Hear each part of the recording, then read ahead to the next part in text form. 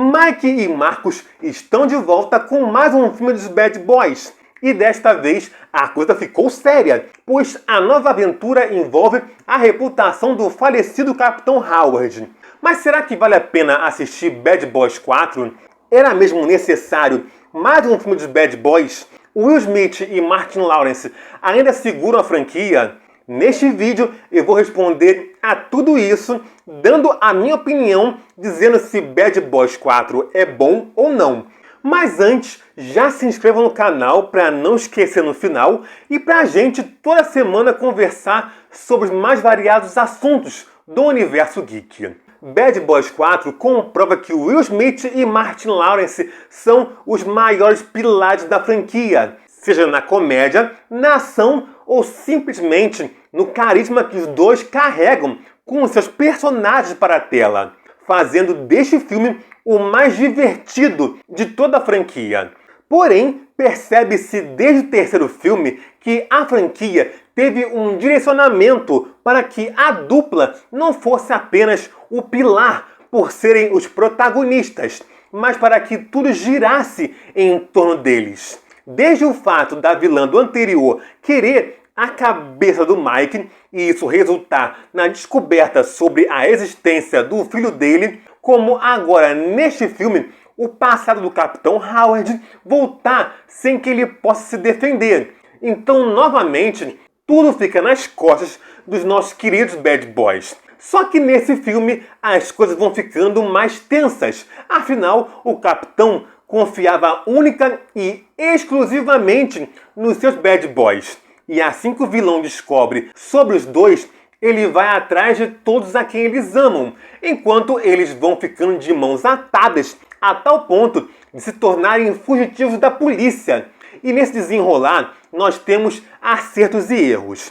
Quanto aos acertos, o primeiro é o fechamento de cerco para com os parentes e amigos do Mike e do Marcos, criando cenas ou muito legais ou muito incríveis de ação. E aqui eu posso citar tranquilamente a cena na prisão com o Armando com uma coreografia mais crua de pancadaria e a sequência com o Red defendendo a casa do Marcos, que consegue misturar uma ótima coreografia de tiroteio com um bom humor pela parte dos mocinhos que observam aquilo tudo e reagem como o próprio público reagiria diante ao que sabemos sobre o genro do Marcos, de que você não dá nada por ele, mas na hora H ele entrega mais do que a gente poderia imaginar. O segundo é a volta dos diretores El Arbi e Falar. E sim, estou evitando falar os nomes por completo para evitar a quinta série que vive na gente.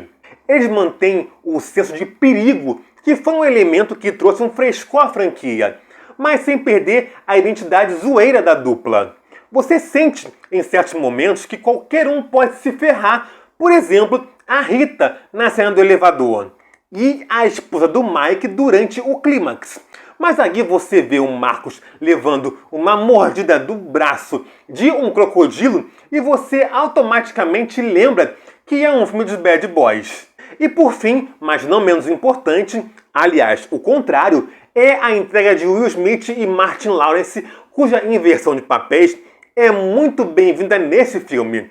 Mas sem esquecer que um é o Mike e o outro é o Marcos. Uma coisa que me incomodou um bocado em Bad Boys 3 foi ver o Martin Lawrence sendo usado quase que totalmente para alívio cômico, esquecendo que ele é o outro lado da balança que dá o nome de Bad Boys à franquia. Aqui, esse problema é resolvido com uma narrativa cômica que impulsiona as cenas de ação do personagem. Marcos sofreu um infarto, mas sobreviveu e devido a isso acha que é imortal e acaba se metendo nas mais loucas situações que provocam as suas cenas de ação.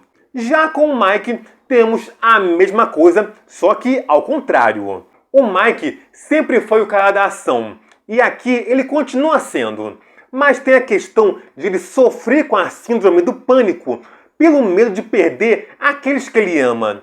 E aí entramos nos erros. Isso teria sido melhor aproveitado no terceiro filme, quando ele quase morre, e depois de perder o Capitão Howard. Aqui, isso parece que acontece só para que ele tenha uma história própria. Mas esse é só um detalhe, nem realmente é um erro. Os erros mesmo são 3. O primeiro é que o filme recicla algumas coisas, deixando a impressão de que você está vendo de novo o Bad Boys 3. Talvez o roteiro até tenha consciência disso, e por isso usa desse recurso para surpreender.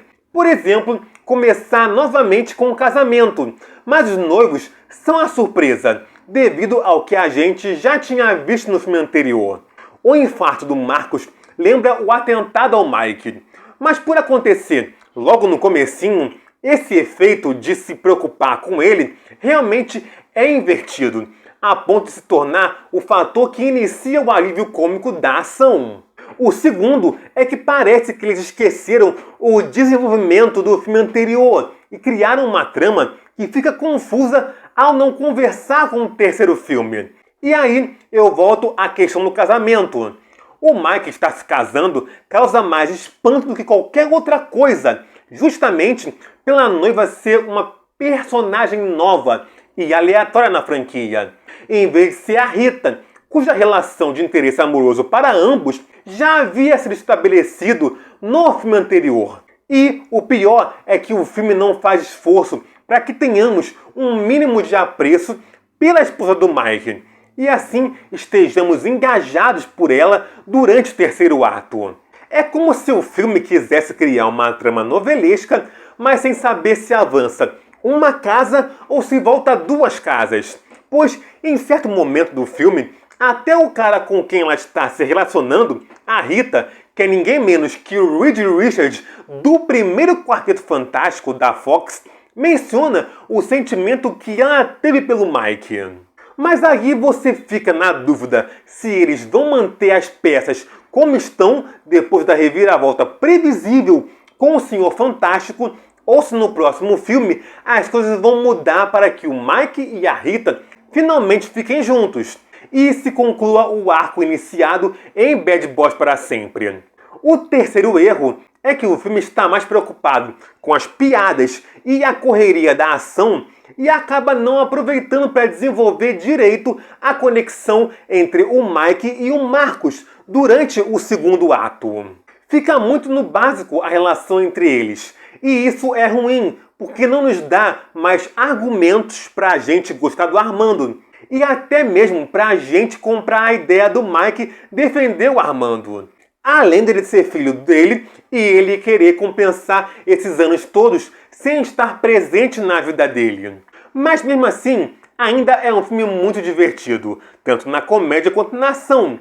É um filme que, mesmo se agarrando fortemente nos seus protagonistas para construir tudo que vemos no longa, ainda consegue abrir espaço para dar pelo menos uma cena de ação para cada personagem do elenco de apoio, para que eles se destaquem um pouco. Mas e vocês? O que acharam do filme? Deixem nos comentários, junto do seu like, compartilhem o vídeo e se inscrevam no canal para mais conteúdos sobre filmes e séries. Muito obrigado pela sua audiência e até a próxima!